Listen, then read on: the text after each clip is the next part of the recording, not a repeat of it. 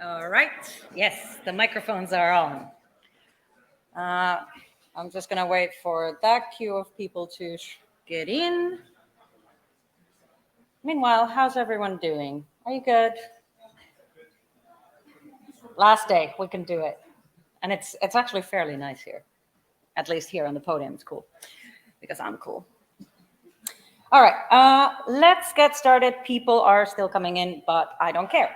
Welcome to my talk. Thank you all for coming. Yeah, please keep your mobile phones off if possible.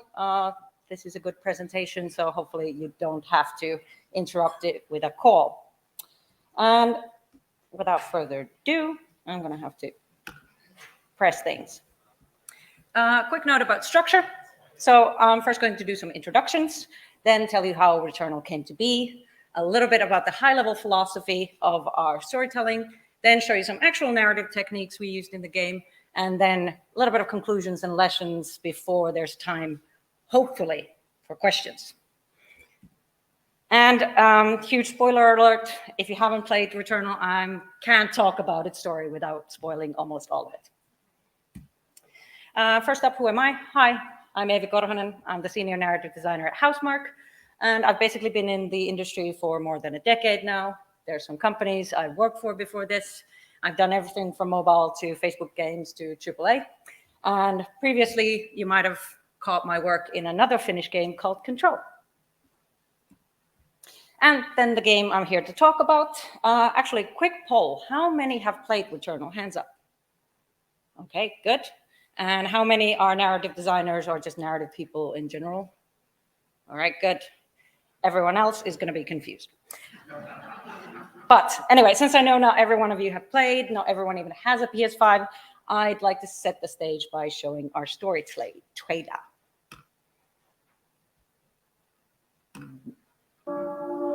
Astra, is anyone listening? It's Celine. I've crashed on Atropos. Suit status operational, but my sidearm is missing. Heading towards White Shadow broadcast. I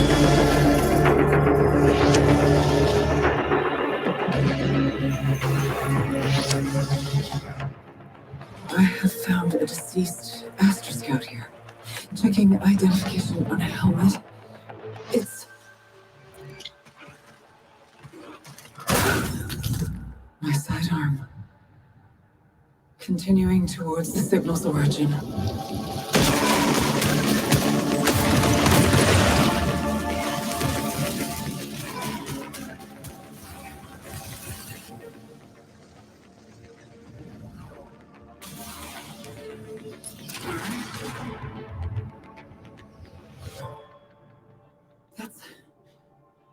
That can't be here.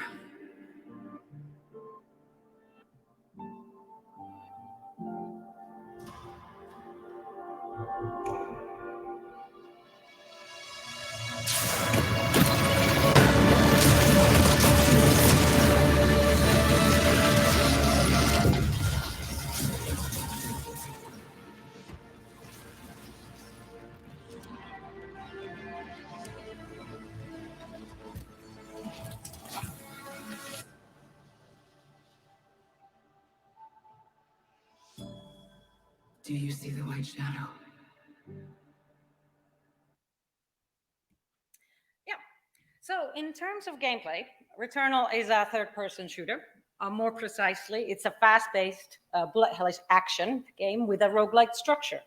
But in terms of story genre, it combines hard sci-fi with psychological thriller and cosmic horror.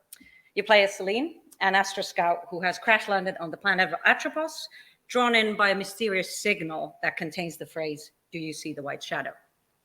She soon finds herself trapped on the planet where even death is no escape, as every death just brings her back to the original crash site.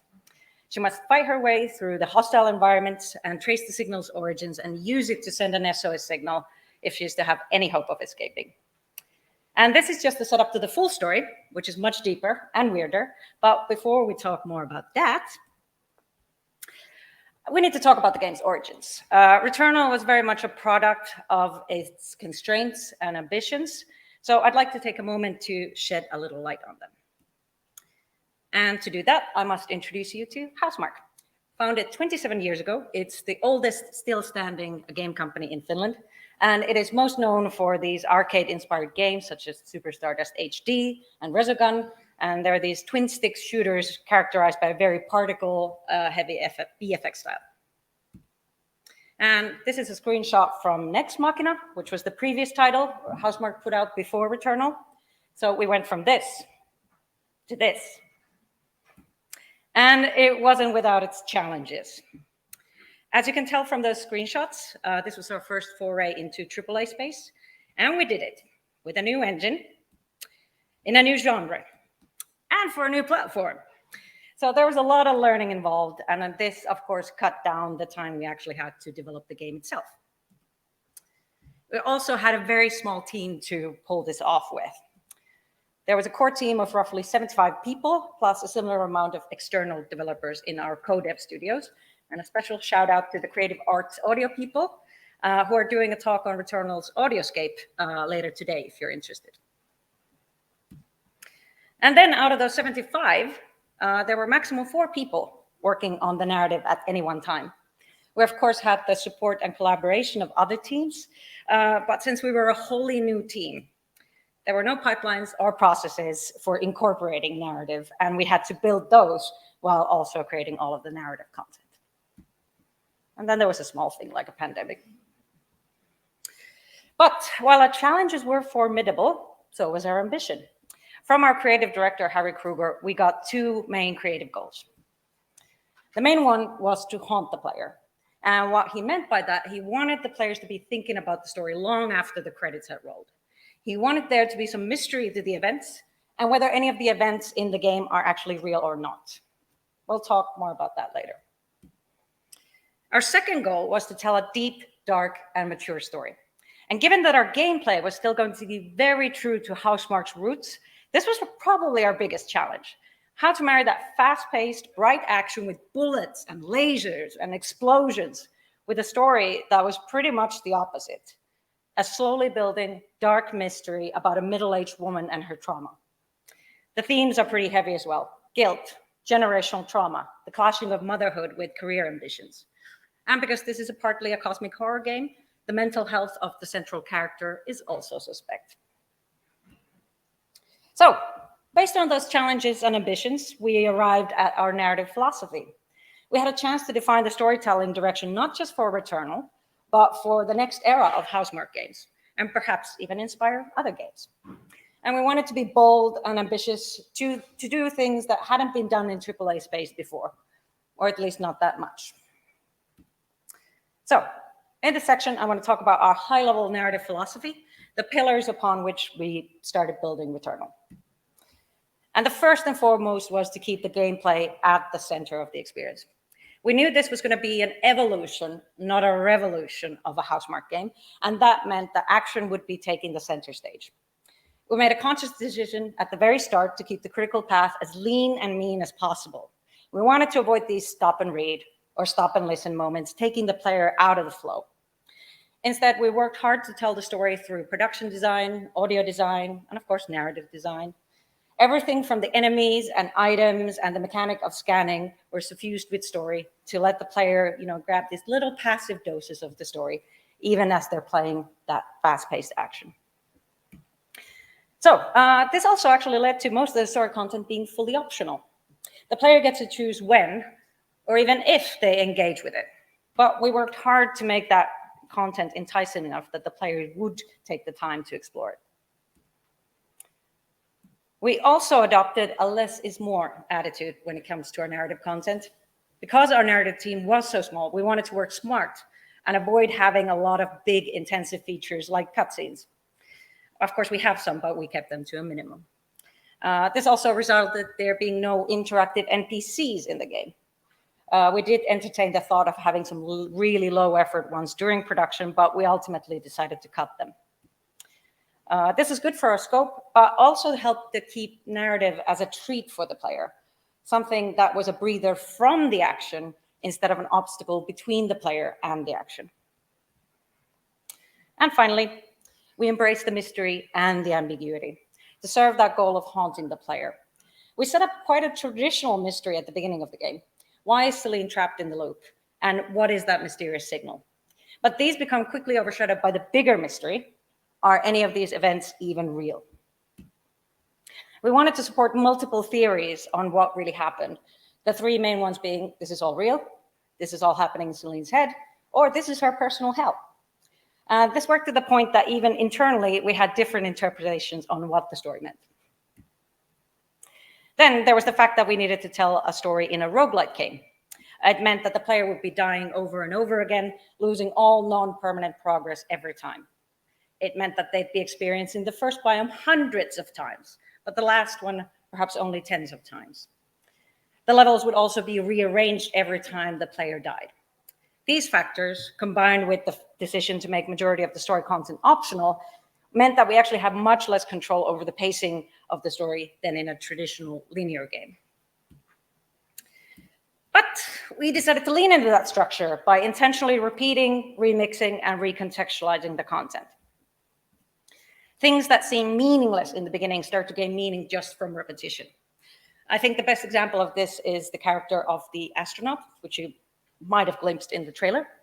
It truly exemplifies our goal of aiming to haunt the player. It shows up in Celine's past, it shows up on the planet, it shows up on the alien writings and holograms, and it's not an enemy, but its presence seems ominous, as the player doesn't know what it is, why is it there, or what it wants. We never outright answer those questions, but the deeper the player goes into the story content, they start to associate it with certain things, and that gives it meaning. So we can start showing these things to the player very early on, but withhold the context until later, creating a mystery, a question that the player wants to answer. And because mystery is the name of the game, a reference to those of you who know, we can start the player with minimal information and loop them in gradually.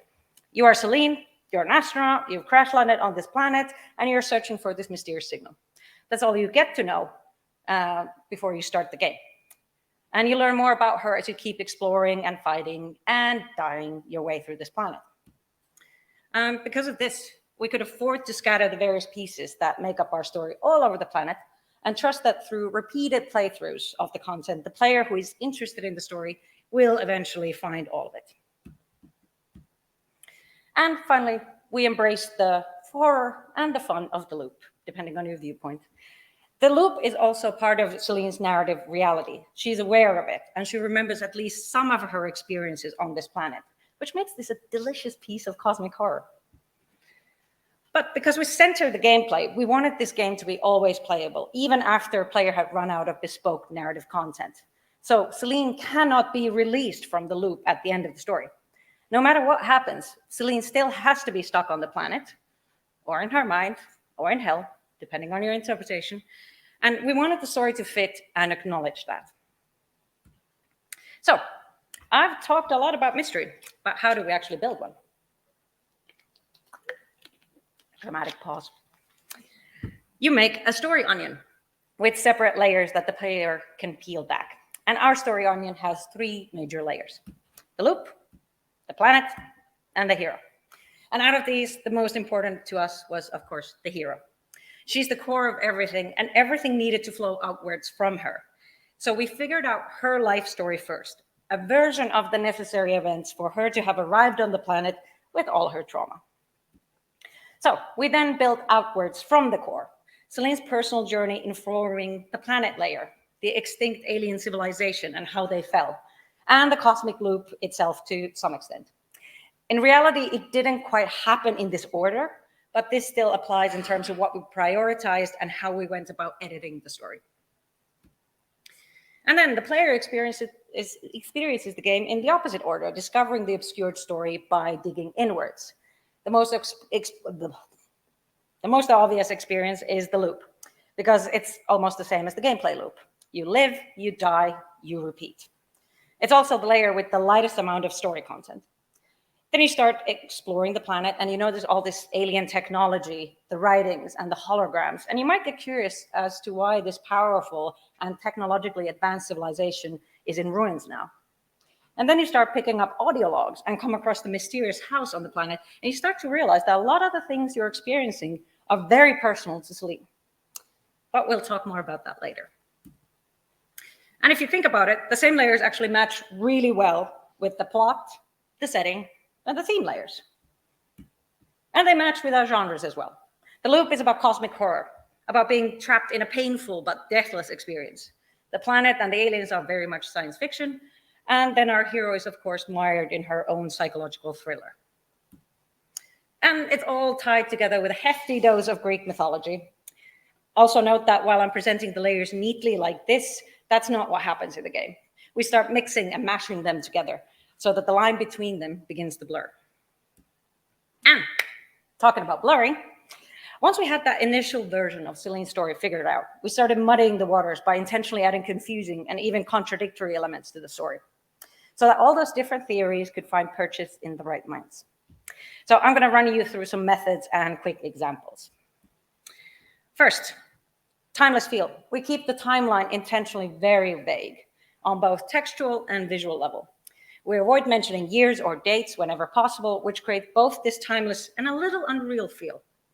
On visual level, our UI and art teams were really inspired by retrofuturism when designing the menus and screens and devices in Celine's ship and suit, so that our technology wouldn't allow the player to date us either. Characters. There are other human characters in the story, even though we very rarely see them. Since this is a story about generational trauma, both Celine's mother, Thea, and her child, Helios, play an important role in the game. But they're almost never talked about or represented in clear terms. They almost feel like characters from ancient myths. And because Greek mythology is the basis of all our naming, this creates an additional layer of meaning to those characters, sometimes creating additional confusion, since in Greek myth, Helios is actually Celine's brother. Then there are several paradoxes and parallel events in the story, or you could think of them as cyclical events, same events and motifs that keep repeating. The most important of these is the ship crashing on the planet at the start of the game, which is paralleled by a car crash in Celine's past, which is a pivotal event in her backstory and a major source of her trauma. And it is implied that she caused both of these events through time paradoxes. We also play a lot with metaphors and symbolism, the biggest one reflecting our characters. Helios, her son/brother, is also the name of her crashed ship. Selene is the moon goddess in Greek myth, and the moon on Atropos is shown as whole or broken at different parts of the story. And finally, we undermine each and every narrator in the game. Whatever event, text, audio log, or hologram you come across, there is a reason to doubt its veracity. We'll talk more about those soon in the narrative technique section. But before that, there is one more thing. And that is our act structure. Returnal has a 3-act structure, but it's a little unusual. Let me explain.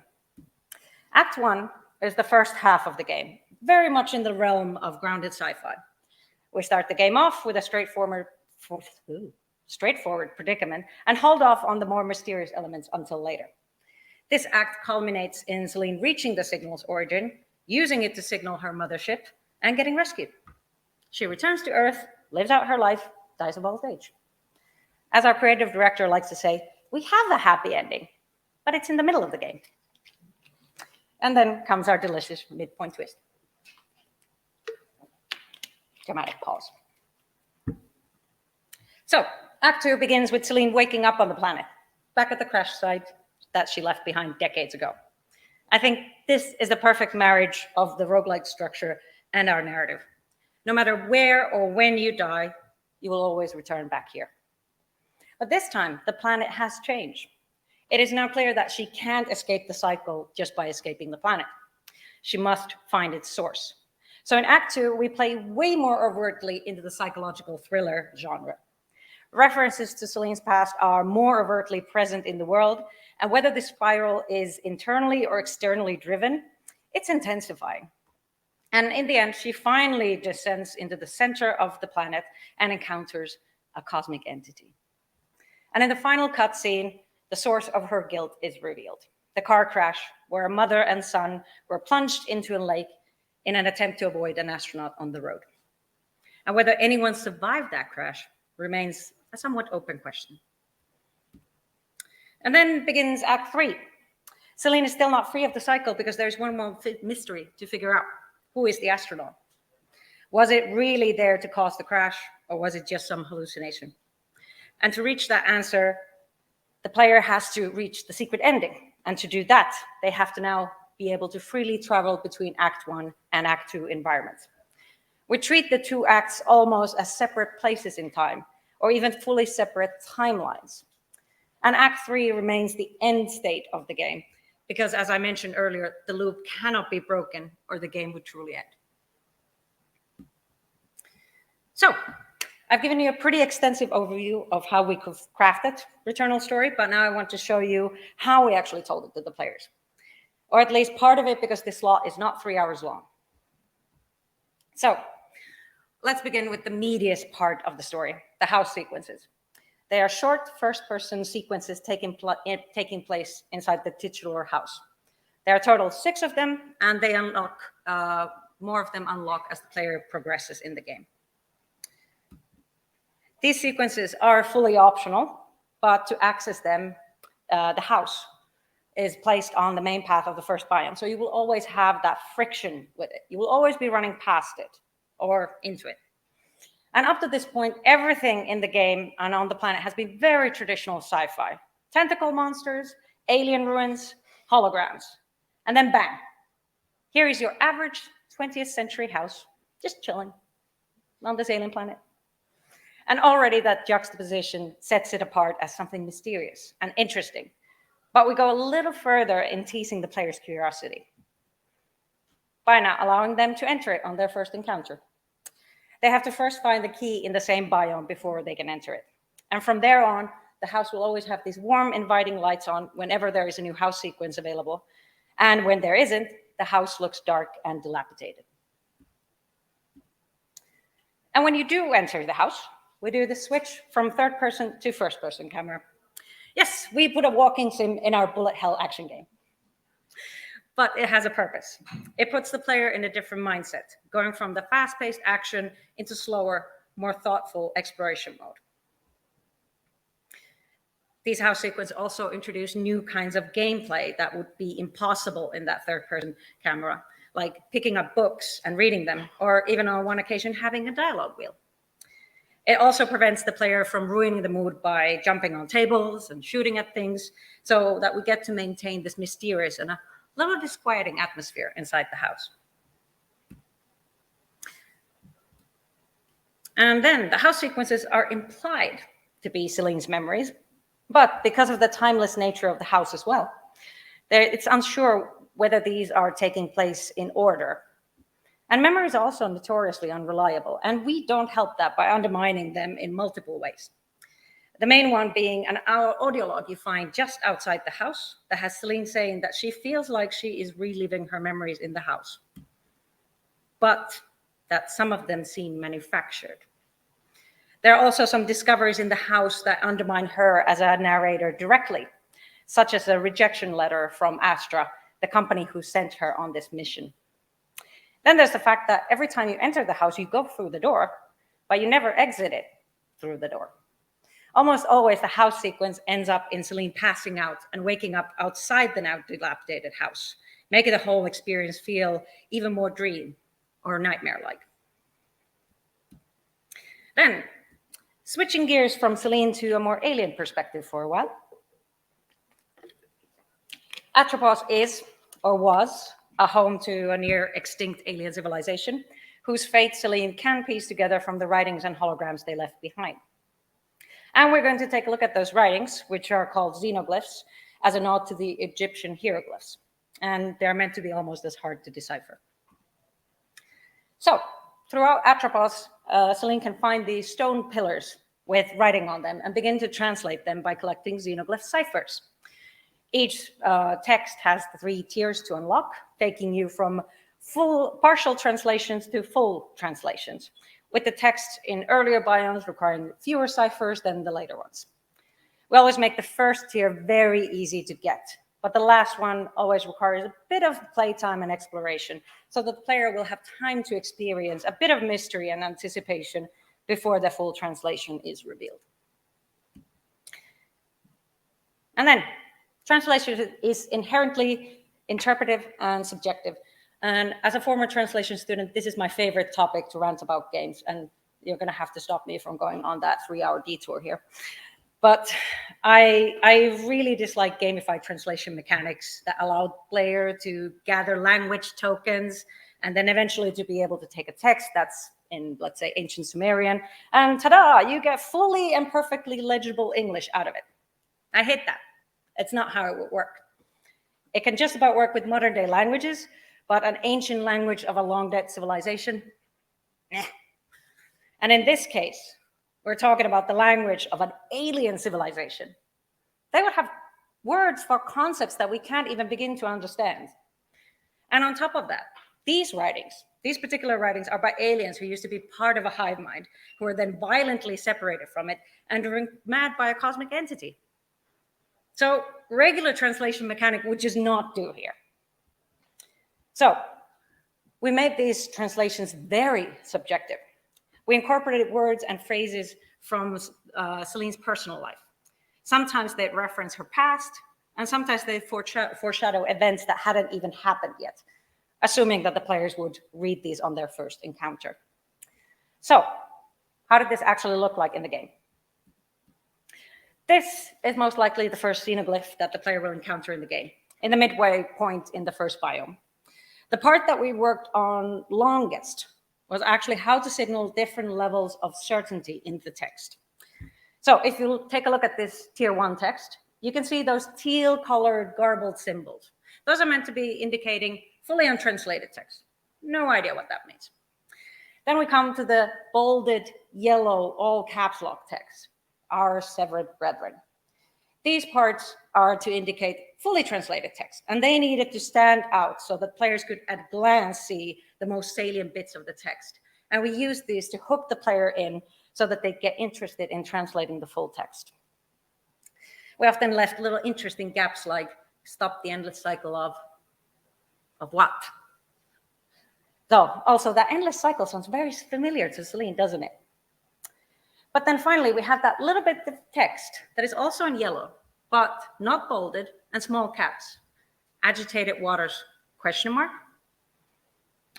These are the hardest part to craft in these xenoglyphs. This was to indicate uncertain translation. And this, what we called mistranslations, were also fully subjective to Celine, fully unconnected from the text, the final text that was meant to be. And so initially, player might look at this and think of it some kind of hiccup by the computer, just some random guess at the text.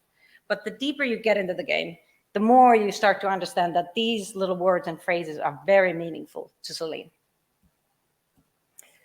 So here's the tier 2 of the same text. You'll notice that the amount of certain text has increased, and we only have few bits of that fully untranslated text. But we have more of those mistranslations. Octopus upstairs, seizures.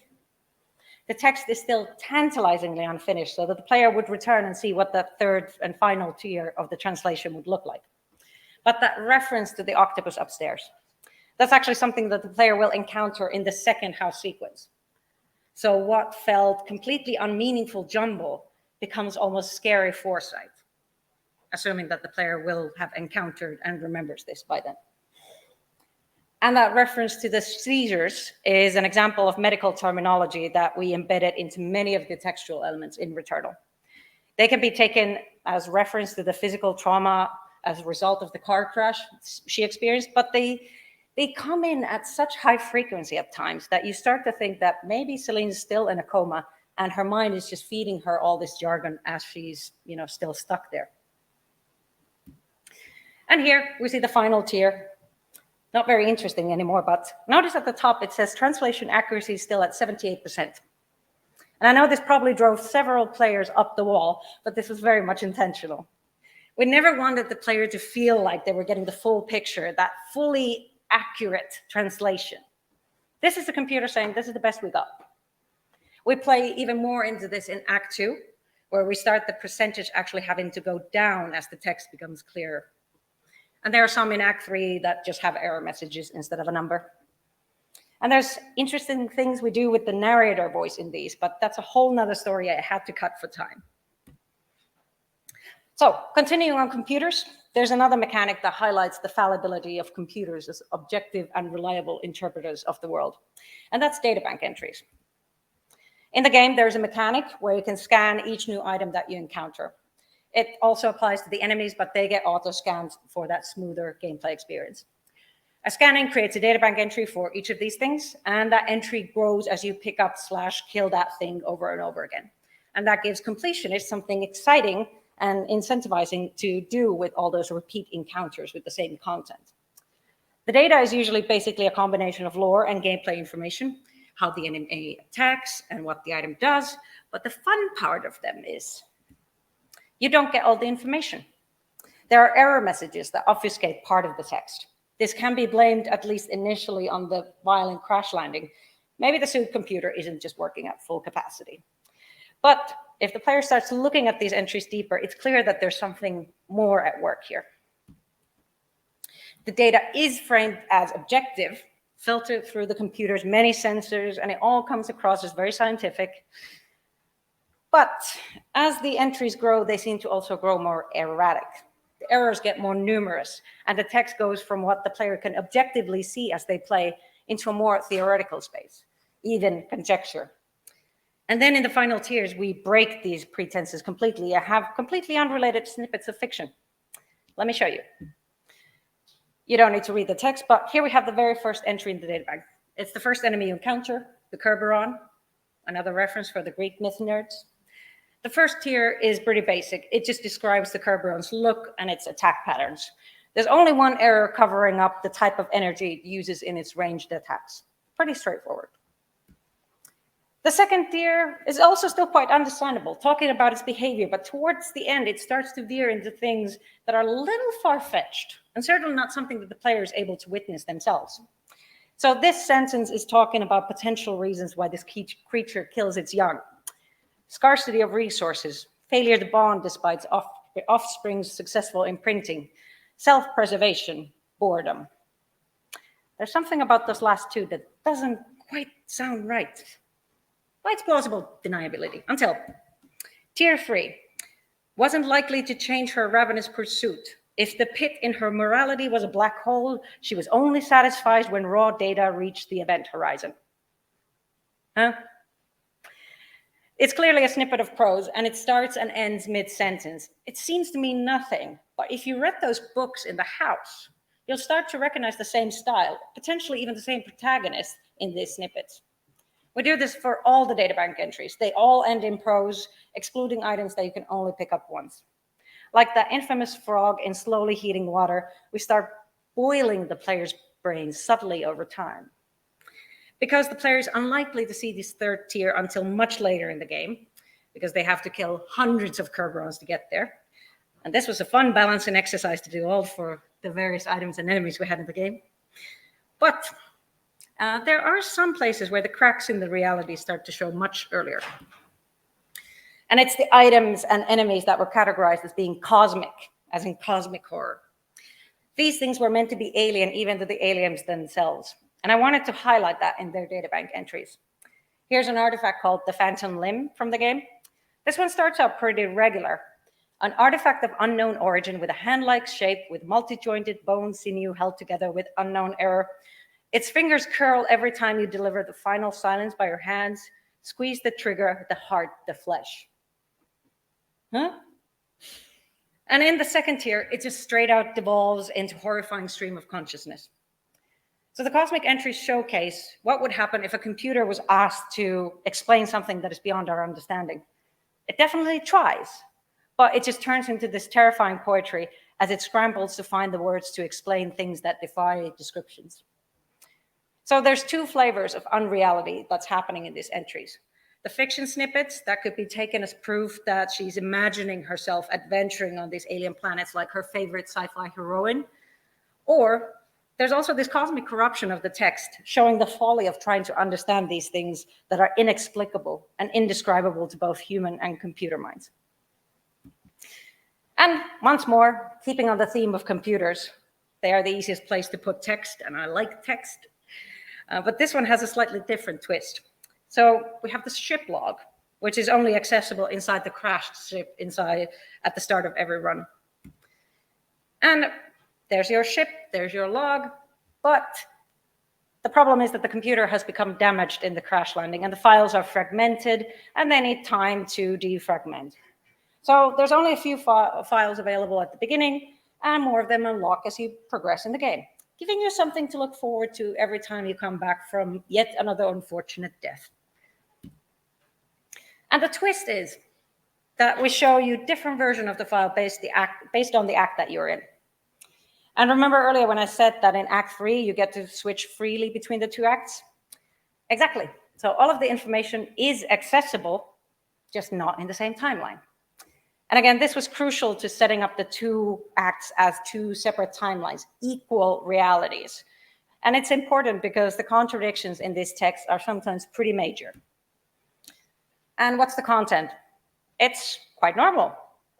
Giving us glimpses of Celine through the lens of her employer, messages from her superiors, from her co-workers, her personnel file. But like many things, the further you go, the more we leave that comfortable and understandable layer of sci-fi, and more your brain starts to boil. As I mentioned earlier, Greek mythology is the secret sauce that connects all the layers, and this is the feature where we go all in on it. So this is Celine's personnel file, Act 1 version on the left and Act 2 version on the right. You don't need to be able to read the details since the gist of it is that in Act 2, the file says, no such employee found, giving a lot of credence to the theory that maybe she never made it to Atropos or even space at all. And in the later logs, we forsake all pretense that these are regular messages, or at least that they're messages from regular senders. The latter half of the logs are basically various retellings and remixes of Greek myths. And again, don't worry if you can't read the text. This is a log that tells about the destruction of the last Titan, but it also contains snippets from the United States Declaration of Independence. The one that ends in life, liberty, and pursuit of happiness. And then in Act 2, these texts too become darker versions of themselves.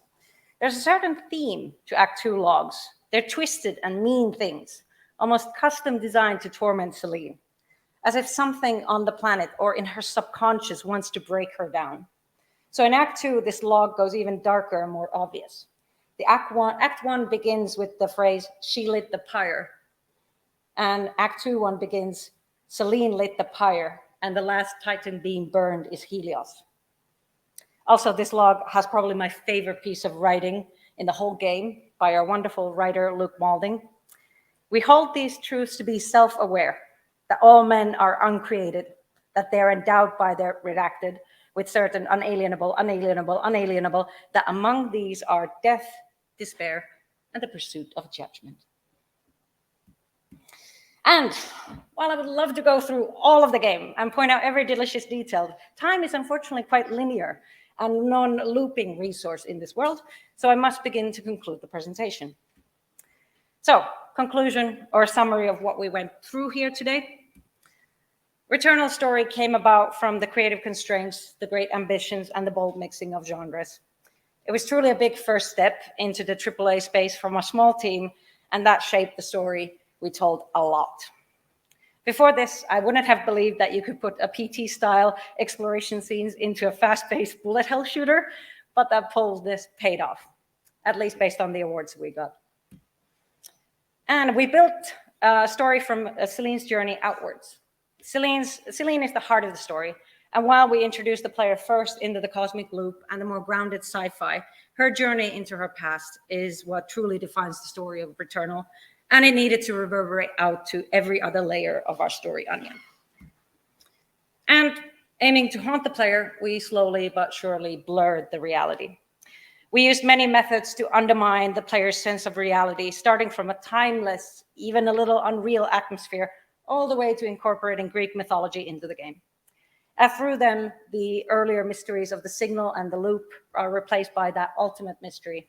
Is any of this even really happening? And then some lessons. This is not an earth-shattering revelation, but your story structure should fit your gameplay structure. Even if we went a little wild by adding creepy and atmospheric first-person sequences into a fast-paced third-person action game, the overall way we revealed the story fit the roguelike structure pretty well, allowing the player to slowly but surely put together those scattered puzzle pieces in their own time and rewarding repeated playthroughs and progress by seeding in more and more of the mysterious and incongruent details. Our opening contains just enough exposition to get the player playing as fast as possible, but also sets up a mystery that is satisfying to unravel over multiple playthroughs. And ambiguous storytelling can make less seem more. We made it our goal to avoid having one true version of the story, and that helped us get most mileage out of our limited resources. Our narrative minimalism combined with the ambiguous storytelling leaves space for multiple interpretations, which get debated and discussed online even today, and probably for a long while after this. And lastly, we found that time loop stories are great for internal journeys. If you can't break the loop, the only way for the story to go somewhere is for the protagonist to realize something about themselves. This inner journey of discovery helps the player to feel like they achieved something. They got to know Celine and her past, despite there being no material change in the gameplay loop. And that's it. Now it's time for questions.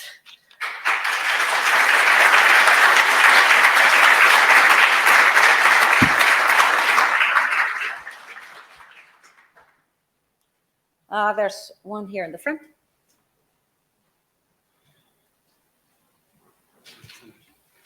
Firstly, thank you so much for the presentation and also the game, which was really enjoyable. It's one of, I think, my top 3 games ever. So great job. The question I wanted to ask is, how on earth did you actually map out all the narrative? Because there's lots of different things going on at the same time, lots of different meanings.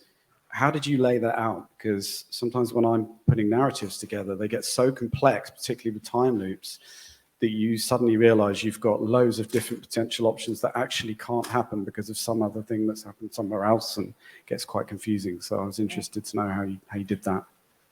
Yeah, that's a good question. The good thing was that because we had a time loop story and not a time travel story, we didn't have to be fully consistent with the narrative that we were telling.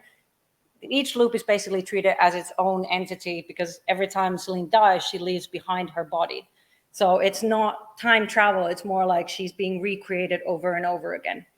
So we didn't have to worry about the consistency of where Celine is at any point in the story because we could basically say that there are multiple Celines at any one time.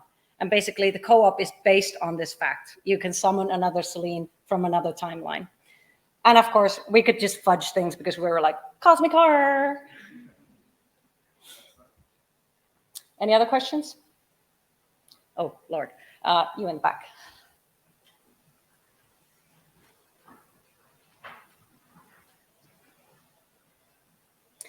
Okay. Also, if we don't have more questions, please come, and I will always talk about Returnal. I will always want to talk to you about Returnal, so don't feel bad about coming to bug me later in the conference. Hi, thank you. That was a really, really interesting talk. I just wanted to ask, when it comes to these kind of storytelling elements that aren't necessarily directly text, like the enemies that you're then tying in with text and stuff, how did you communicate with the other teams, like kind of art, design and stuff, to make sure that the whole world was reflecting the narrative and the narrative reflected the world? Very good question. And that was a challenge. As I mentioned, we didn't have these processes in place, and it was a little bit unfamiliar for the rest of the team, even though they were very enthusiastic. But they weren't used to kind of like, oh, we should ask the narrative team about that. So it was just a lot of like going over to their work desks and like asking, hey, what you working on? And then just imparting some information. So it was very informal. We did, for example, provide them with quite a lot of detail about the planet and the biomes because we needed like hero assets, but sometimes kind of like the development of enemies needed to go much faster than we had time to provide stuff for. So it was most of the time also driven by Harry's rule of cool, like, well, it looks cool, goes, and then narrative just comes in like, here's reasons. Thank you. But yeah, so unfortunately, we don't have time for more questions, but yeah, please come talk to me. And since this was my first talk where I'm actually able to get feedback, I would really love it if you could fill the feedback form. But anyway, and also feel free to email me or catch me on Twitter. Thank you, everyone.